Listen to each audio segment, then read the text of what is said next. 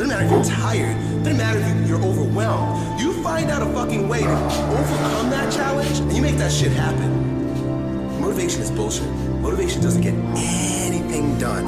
Motivation gets you going. Discipline is what gets things done. Motivation is just a feeling. Grounded action is what gets things done. Now you get to work by doing it every single day.